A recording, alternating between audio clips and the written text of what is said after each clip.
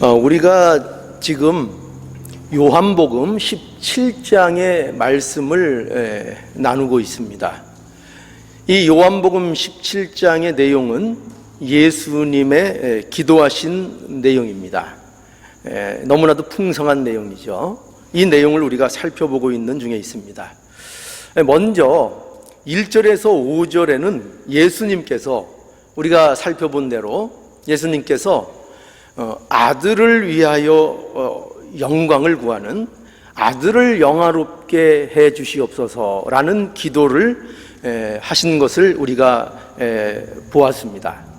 그리고 이제 계속해서 예수님께서는 이제 오늘 읽은 그 6절부터 시작해서 이 본문을 포함해서 19절까지에 보면 이제 그의 사랑하는 제자들을 위해서 기도하시는 그런 내용을 싣고 있습니다. 이러한 기도의 내용을 살펴볼 때에요, 여기에서 중요한 내용이 뭐냐면 이 기도 속에서 제자들의 가치를 알게 된다는 것입니다. 제자들의 가치를요. 즉, 이 제자들의 가치라는 것은 곧 우리들 성도들에 대한 가치라고도 얘기할 수 있습니다. 그래서 이 11절에 보면은요, 오늘 본문에서 벗어나지만 11절에 보면 저희를 보존하사 우리와 같이 저희도 하나가 되게 하옵소서라고 기도를 하십니다. 그러니까 저희는 그 제자들을 얘기하죠.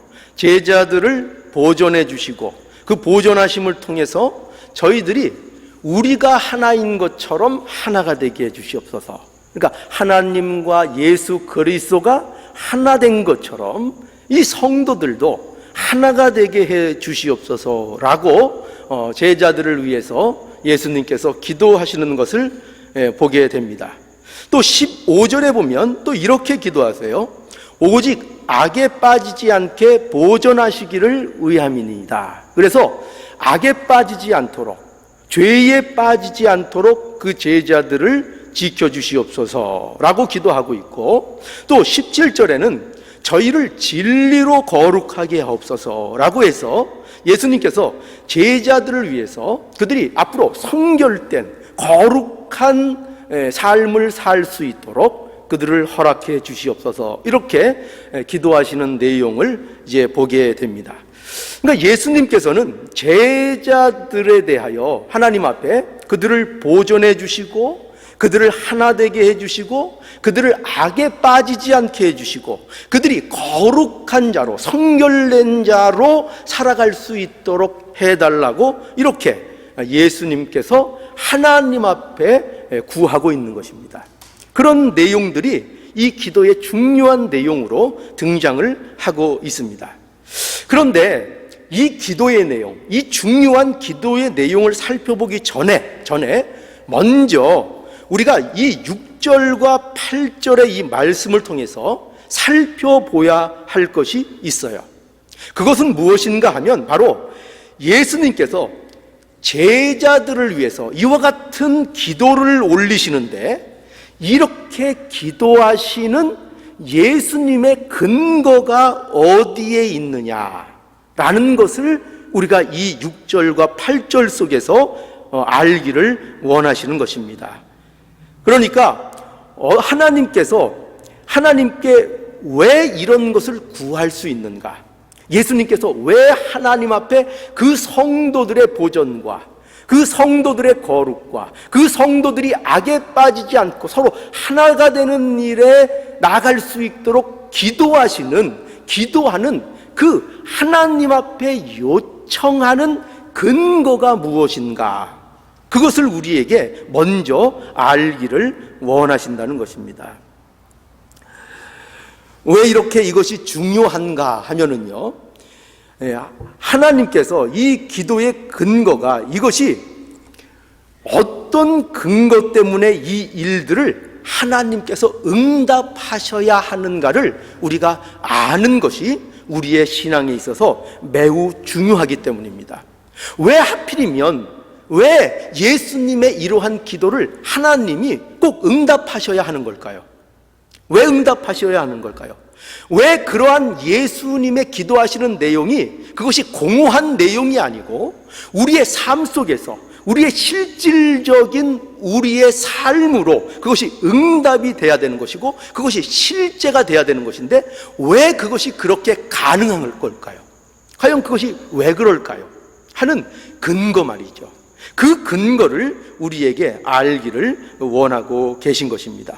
그런 의미에서 오늘 이 본문 6절에서 8절이 매우 중요한 본문의 말씀인 것입니다. 자, 여기에 보면 예수께서 제자들을 위해서 기도하시는 내용이 그 실질적인 기도의 근거가 무엇인지를 몇 가지 말하고 있습니다. 자, 그것을 제가 세 가지로 여러분들이 이해하시기 쉽도록 세 가지로 제가 정리해서 말씀을 드리려고 합니다. 먼저 첫 번째로 예수님께서 말씀하시는 이 기도의 근거가 뭐냐?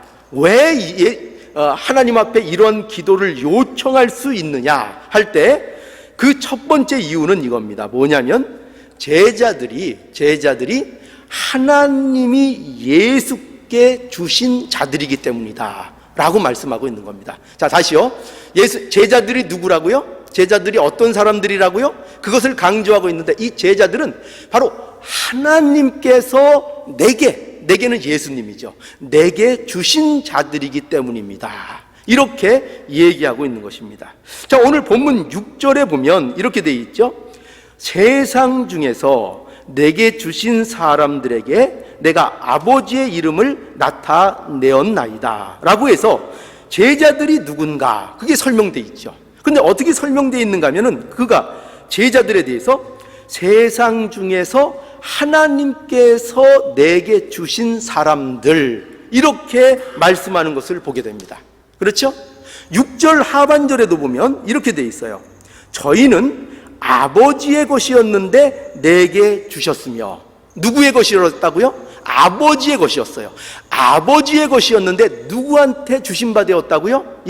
예수 그리스도에게 주신 바 되었다는 거죠. 바로 그 자들이 누구냐? 그 자들이 제자들이라고 말씀하고 있는 것입니다.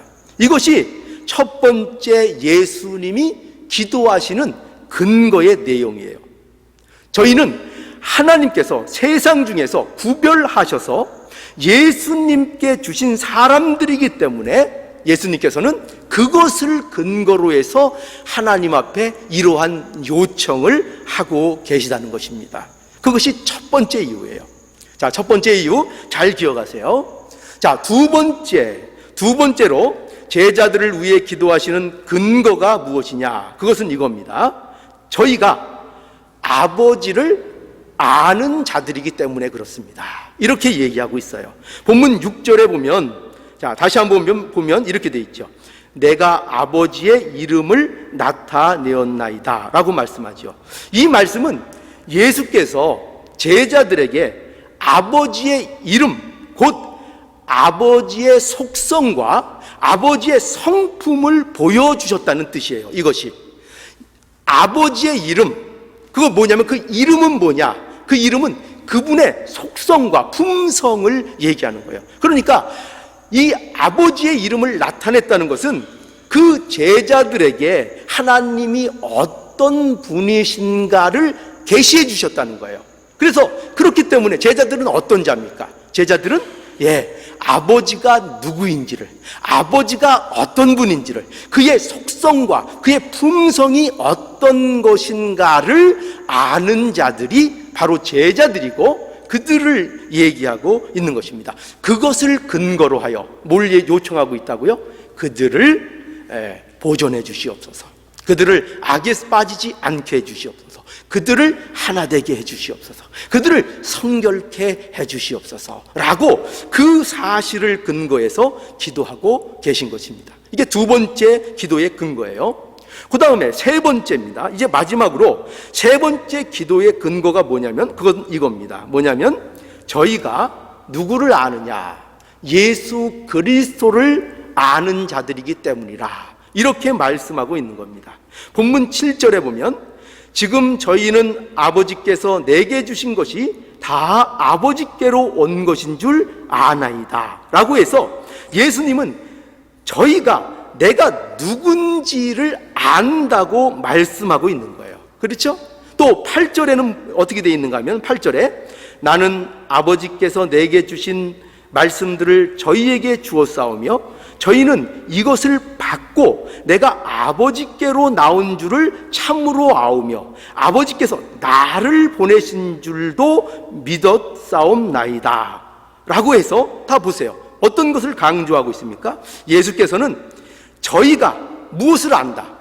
내가 아버지께로부터 보내심 받은 자라는 것을 저희들이 그 사실을 분명하게 알고 있다는 것을 이렇게 말씀하고 있는 것입니다.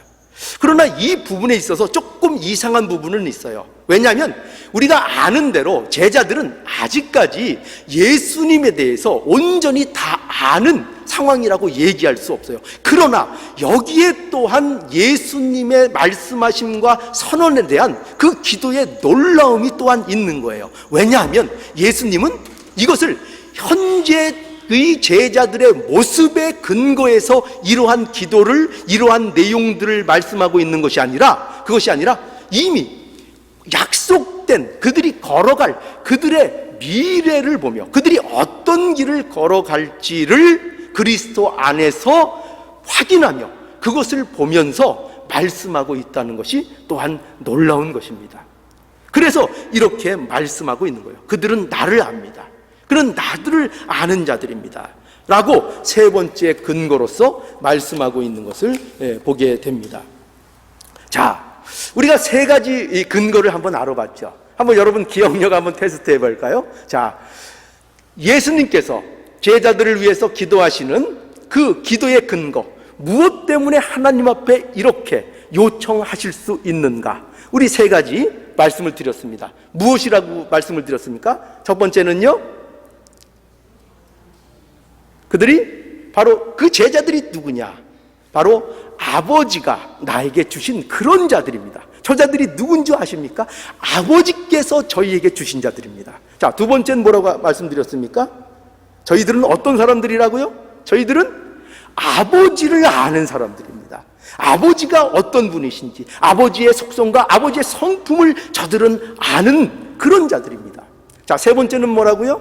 저희는 어떤 자들이라고요? 저희는 나를 알고 있습니다. 예수 그리스도 하나님께서 나를 보내주신 걸 알고 있습니다. 그리고 내가 저들에게 하는 말이 하나님께서 저희에게 주신 말씀인 줄 저희들은 알고 있습니다. 이렇게 이 근거를 대면서 이 근거를 가지고 하나님 앞에 기도를 요청하고 있는 것입니다. 자, 그렇다면 이와 같은 근거를 볼 때에 우리가 분명히 알 수 있는 게 뭡니까? 여러분, 뭐를 우리가 분명하게 알게 되죠? 어떤 사실이 여기에서 우리에게 다가옵니까? 그것은 예수님께서 제자들을 위해서 기도하실 때 그 근거로 제시하는 모든 내용의 그 공통점을 보십시오. 어떤 내용들이 공통됩니까? 그것은 모두가 어떤 얘기죠? 어떤 얘기를 근거로 삼고 있습니까? 하나님과 그 아들 대신 예수 그리스도와의 관계에 초점을 두고 그 모든 것을 설명하고 근거를 두고 있다는 것을 우리에게 보여주고 있는 것입니다. 예수님의 기도하심의 근거는요, 이렇게 결국 예수님께서 말씀하고 있는 것입니다. 하나님, 저희가 누군지를 압니까? 저 제자들, 저들이 누군지를 압니까? 저희는 하나님께서 내게 주신 그런 자들입니다. 저 사람들은 그런 자들이에요. 저 사람들은요, 아버지가 어떠한 분인지를 나를 통해서 본 그런 사람들이에요. 저희는요, 내가 아버지께서 보내심을 받은 자인 줄을 저희들은 아는 자들입니다. 저희는 그런 자들입니다.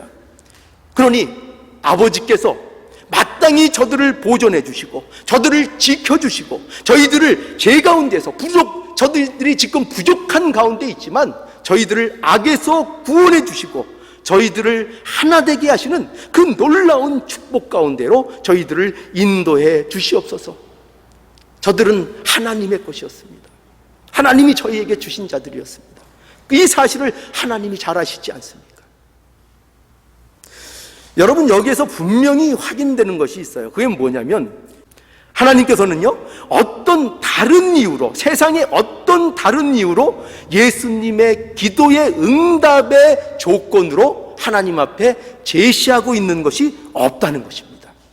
오로지 무엇만 그 조건으로 제시하고 있다고요? 오로지 저희가 누군 줄 압니까?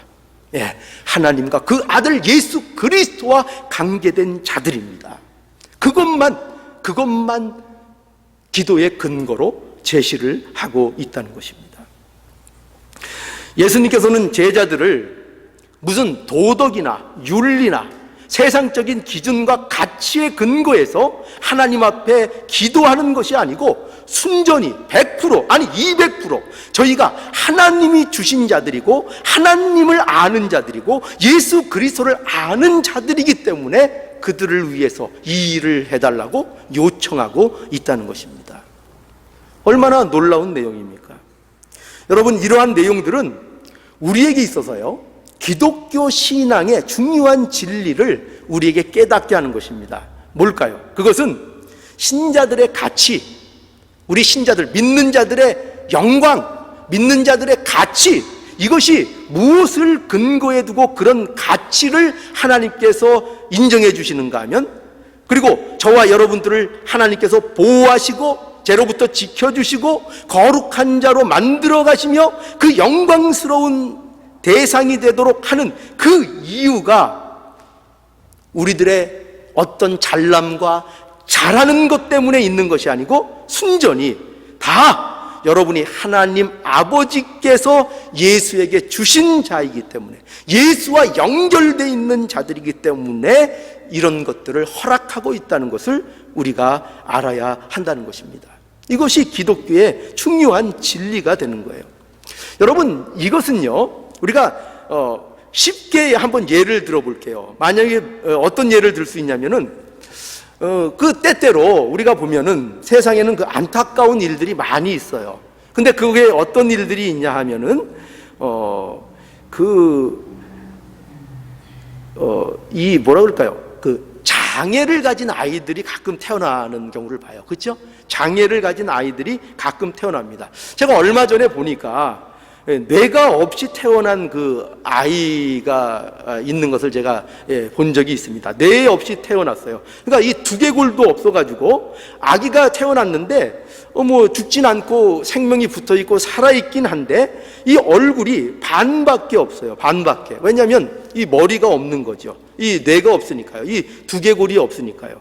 그런데 그거 보면은 그 참 우리가 볼 때에도 암만 예쁘게 보려고 해도 얼마나 그 모습이 좀 이상하겠습니까? 그렇지 않겠습니까? 그런데 그럼에도 불구하고 감동스러운 건 뭐냐면 그 아이의 엄마는 그 아이를 너무나도 사랑한다는 것입니다. 너무나 사랑하는 거예요. 그러면서 이 엄마가 이런 얘기를 하는 것을 봤어요. 뭐냐면 이 아기가 세상 사람들이 볼 때에는 너무나 부족하게 태어났지만 그러나 나는 이 아이를 사랑한다는 거예요. 그리고 이 아이가 너무나 사랑스럽다는 거예요. 여러분, 여기에서 어떻게 그럴 수 있을까 할 때에 그거는 다른 이유가 있는 게 아니에요. 뭐냐면 그건 바로 여기에 뭐가 있기 때문이냐면요, 바로 사랑이라는 관계가 성립되어 있기 때문이라는 것입니다. 여러분, 이 아이와 엄마의 관계는요 변하지 않습니다. 그렇죠? 정상적인 엄마와 이 아이의 관계는 이 변하지를 않는 거예요. 변하지를 않습니다. 엄마는 그 아이의 생김새나 어떤 부족함으로 인해서 그 아이를 버리지를 않습니다. 왜일까요? 왜 버리지 않습니까? 그 아이는 누가 뭐래도 자기의 아이이기 때문입니다. 내 아기이기 때문입니다. 내가 난 아이이기 때문입니다. 나로부터 나온 아기이기 때문에 그가 어떤 모습을 갖고 있어도 사랑하고 지키고 보호하는 그런 엄마의 아름다운 모습을 볼 수가 있었던 것입니다. 여러분, 이 엄마에게 있어서 이 아이의 가치는 어디에 있을까요? 예쁘다는 데 있을까요? 얼굴이 예쁘다는 데 있을까요? 몸이 성하다는 데 있었을까요? 그게 아니었어요. 이 아이의 가치는 오로지 나로부터 나로부터 이 아이가 나왔다는 것이었어요. 나로부터 이야기가, 이 생명이 나와 관련돼 있고 내 생명으로서 이 아이가 태어났다고 보고 있는 것입니다. 그 관계 때문에 이 사랑을, 이 관계를 포기하지 않는 것입니다. 여러분, 이와 같은 것 같아요. 그리스도인과 하나님의 관계, 하나님이 저희를 가치 있게 여기신다, 우리를 영광스러운 존재로 여기신다. 그럴 때 우리를 무엇으로 가지고 우리를 이렇게 존귀한 자로, 이렇게 가치 있는 자로 저희들을 인정해 주시겠습니까? 여러분과 저희가 갖고 있는 어떤 남다름 때문일까요? 어떤 조건일까요? 우리가 하고 있는 어떤 행위가 남다르게 거룩하기 때문일까요? 그렇게 생각하십니까? 아니요. 만약에 그런 것이 하나님께서 우리를 대하시는 가치의 기준이라면 우리는 하나님 앞에 바로 얼굴을 들고 서일 수 있는 그런 존재가 아무도 없어요. 그것으로 우리의 가치를 하나님께서는 인정하지 않으세요. 그것이 아니라 오로지 무엇으로 인정하느냐?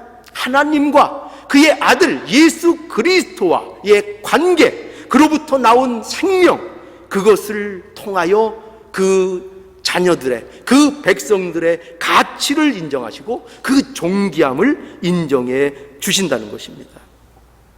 여러분, 그래서요, 여러분, 우리 신자들의 담대함이 과연 어디서 나와야 되는 걸까요?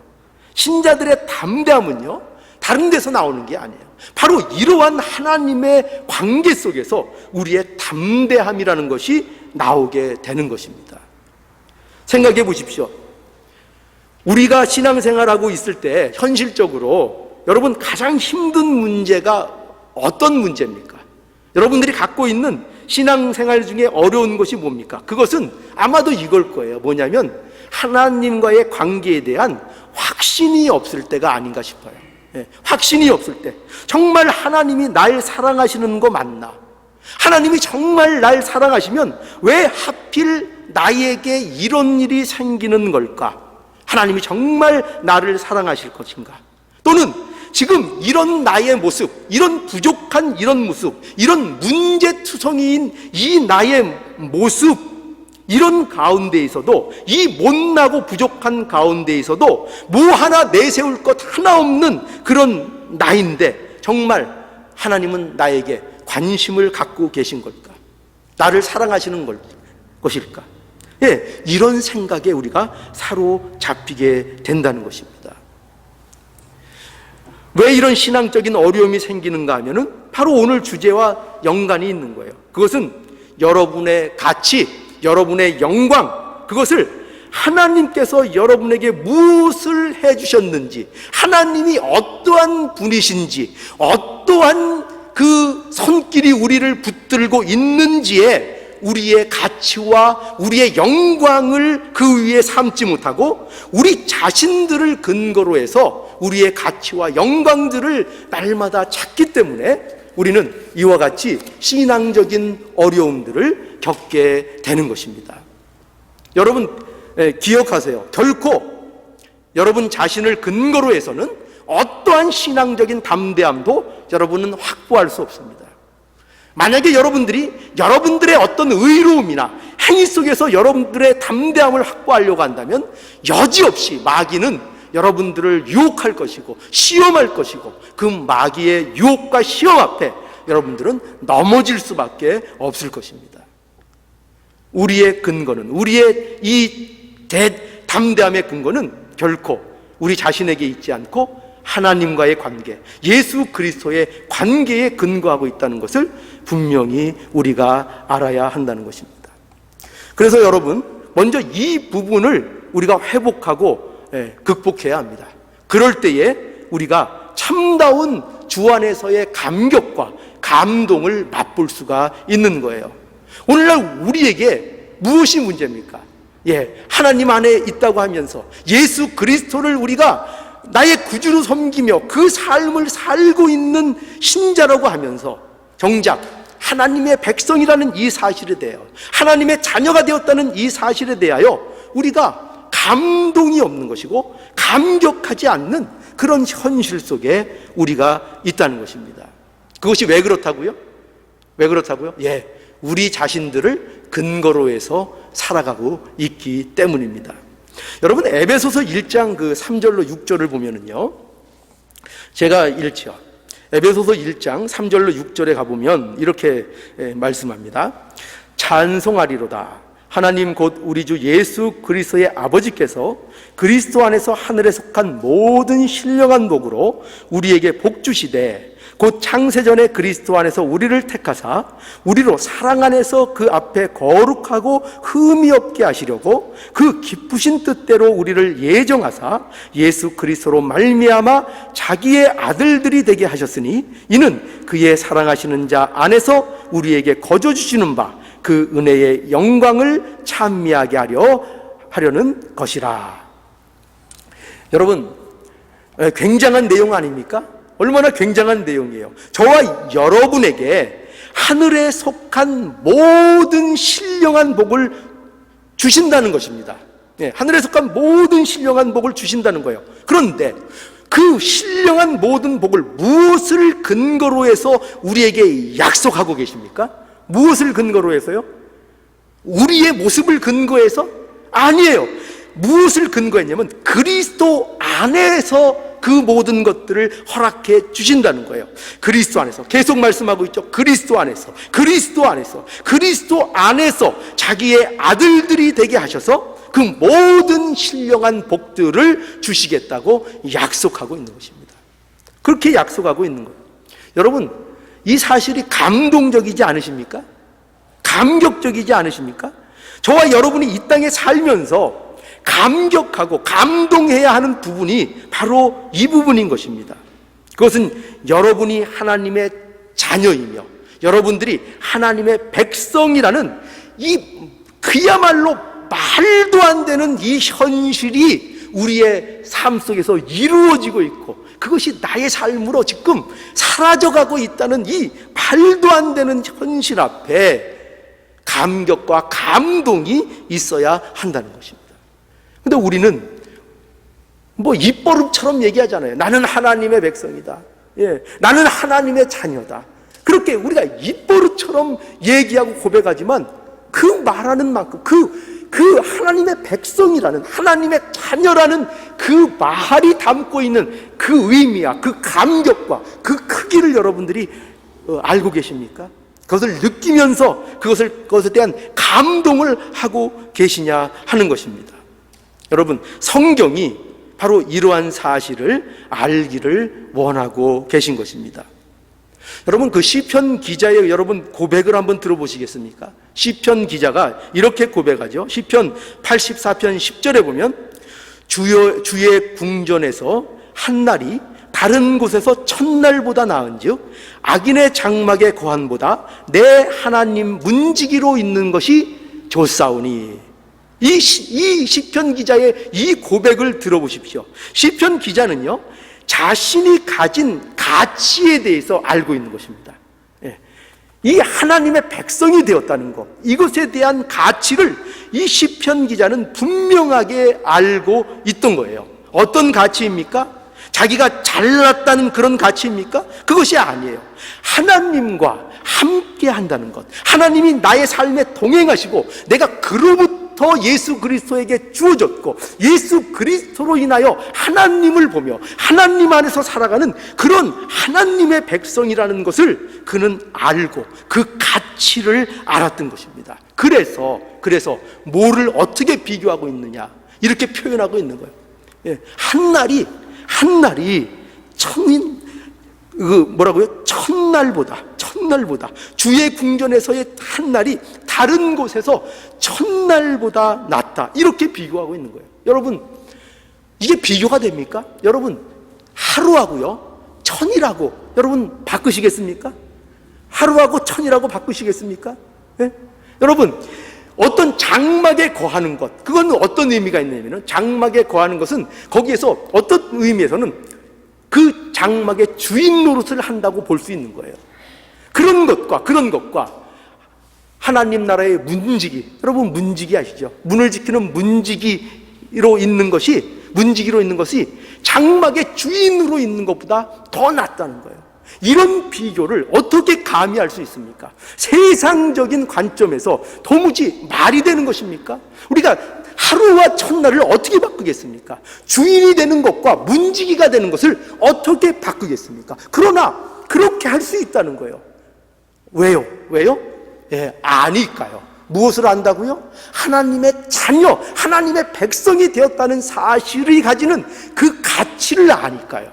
가치를 아니까 문지기가 돼도 하루가 하루를 살아도 그것이 첫날을 살고 세상의 모든 것을 누리는 것보다 더 가치 있는 것이라는 것을 아니까요. 아니까 이런 고백을 하게 되는 것입니다.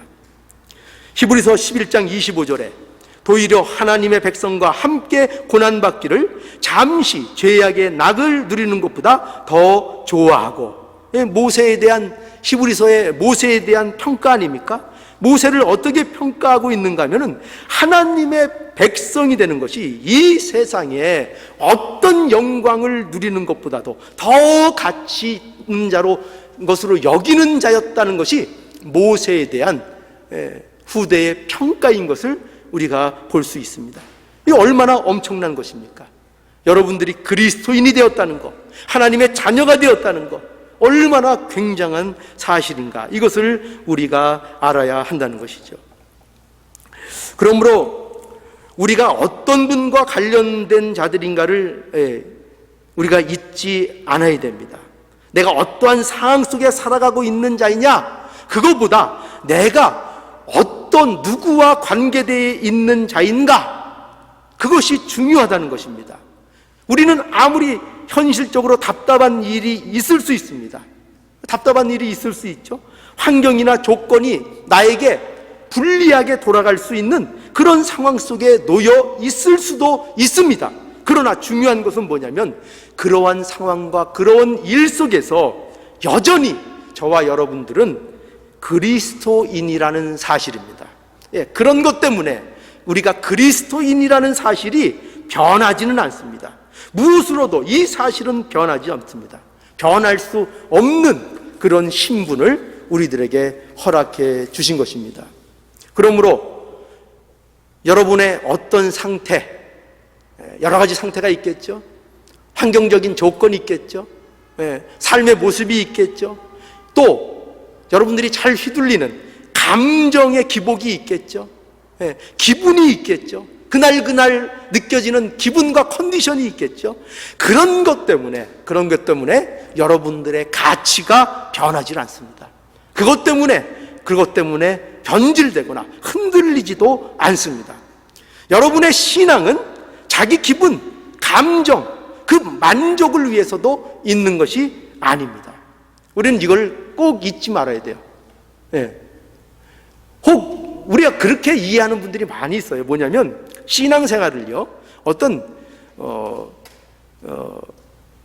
자기 위안거리 정도 또는 마음의 평안을 누리는 그런 것으로 신앙을 생각하는 경우가 많이 있습니다.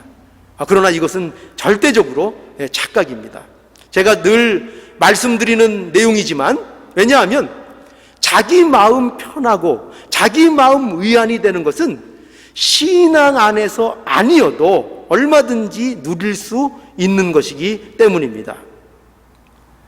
자기 마음의 위로를 얻거나 마음의 평안을 얻고 싶다면 여러분 너무 충격적으로 듣지 마세요.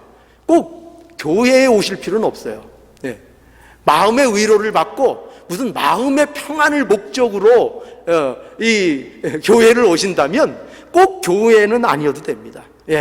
산에 가셔도 돼요. 산에 가셔서 그 자연과 벗해서 자연과 숨쉬고 기도하시고, 그리고 또 돌을 닦으시든지, 아니면 저 절에 가서 목탁을 열심히 두들기셔도 마음의 평안이 옵니다.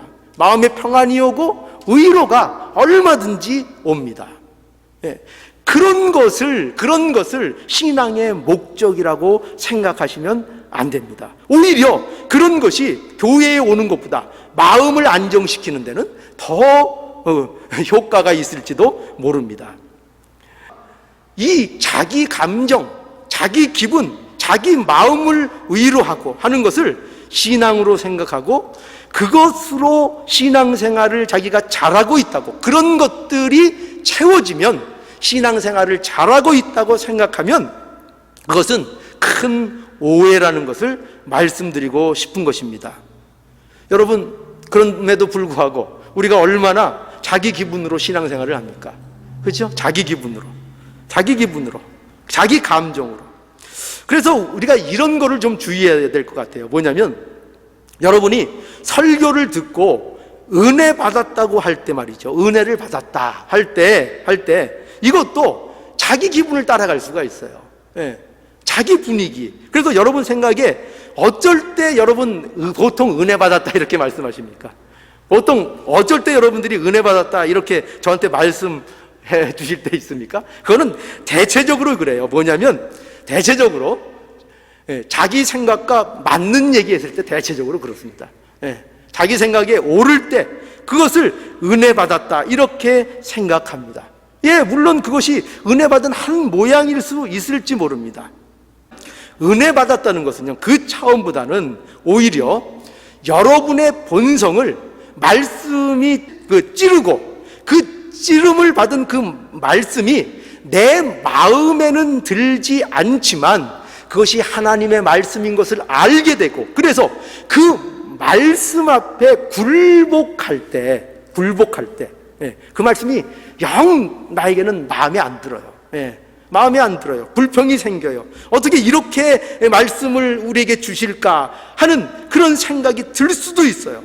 영 내 본성에는 받아들여지지 않아요. 그러나 성령께서 그 말씀을 하나님의 말씀으로 우리에게 주시고 우리에게 찔림을 허락할 때에 그것을, 그 말씀에 대해서 순종하고 굴복하고 항복할 때 그것을 우리는 은혜를 받았다 이렇게 진정으로 얘기할 수 있는 것입니다. 우리는 내 마음에 들면은 아멘도 잘 나오는 거 아닙니까? 그죠? 내 마음에 들면 아멘도 잘 나오고, 여러분 아멘 얘기가 나왔으니까요. 아멘은 어쩔 때 우리가 아멘을 잘합니까? 보통 아멘이 나올 때는 내가 원하는 생각과 일치할 때 우리가 보통 아멘을 하는 거 아닙니까? 그렇죠? 그거 좋은 것입니다. 그렇게 해서라도 아멘을 하면 또 강단에서 설교하는 사람이 힘이 나는 좋은 효과가 있습니다.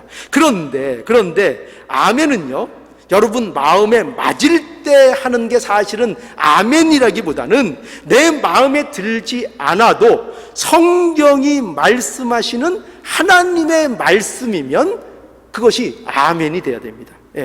그래서 저는 어쩔 때 아멘이 많이 나오기를 원하고 있는가 하면은 하나님이 선포될 때 여러분 아멘을 하셔야 되는 거예요. 하나님이 선포될 때 하나님이 어떤 분인가, 우리는 그것이 잘 이해가 안 갈 수도 있어요. 하나님이 내게 하시는 일이 잘 이해 안 가는 많은 일들이 있을 수 있습니다. 그러나 그 하나님이 어떠함이 선포될 때 우리는 그것을 그렇게 이루어지게 해달라는 하나님 앞에의 동의와 그런 아멘을 구할 수가 있는 것입니다. 그러니까 내 기준이 아멘이 되면 되는 게 아니에요. 내가 마음에 들면 아멘하는 것이 아니고, 내가 마음에 들면 은혜 받는 게 아니고, 말씀 앞에 그것이 나를 괴롭게 해도 괴롭게 오히려 할 때 그 말씀에 순종할 수 있다면, 그 순종할 수 있는 마음이 생긴다면 그것이 은혜를 받은 것입니다. 그것이 은혜를 받은 것입니다. 신앙의 가치는 변하지 않는다는 것, 오늘 이 말씀을 통해서 다시 한번 분명히 확인받기를 원합니다. 언제나 동일한 것입니다. 내 기분에 따라 달라지는 것이 아닙니다. 내일 아침에 내 기분에 상관없이 해는 찬란하게 뜰 겁니다. 그죠? 어떤 친구가 새벽에 일어나는 게 너무 귀찮아서 가서 닭의 모가지를 비틀어 떼는 거 아닙니까? 왜냐면은 이 친구가 생각할 때 닭이 그냥 꺾이워 하고 울면은 영락없이 새벽이 와서 일어나야 돼서 도저히 못 참아서 깊은 마음을 품고 가서 그 닭의 모가지를 비틀어 떼는 거 아닙니까? 그러나 닭은 울지 않았지만 그래도 여전히 그달 아침 해는 돋았다는 거 아닙니까? 여러분, 진리가 그런 것입니다. 우리에게 하나님이 허락하신 하나님과의 우리의 관계 속에서 맺어진 우리 신자됨의 가치가 바로 그런 것입니다. 무엇으로도 그 가치의 존귀함은 흔들리지도 않고 빼앗기지도 않고 그것으로는 없어지지도 않고 변하지도 않는 그러한 존귀함인 것을 우리가 이 말씀을 통해서 확인받기를 원합니다. 하나님과의 관계 속에 이 모든 것이 있는 것을 여러분들이 명심하시고 이 가운데에서 담대함을 잃지 않으시는 하나님의 귀한 자녀들이 모두 되기를 오늘 말씀을 통해서 간절히 원합니다.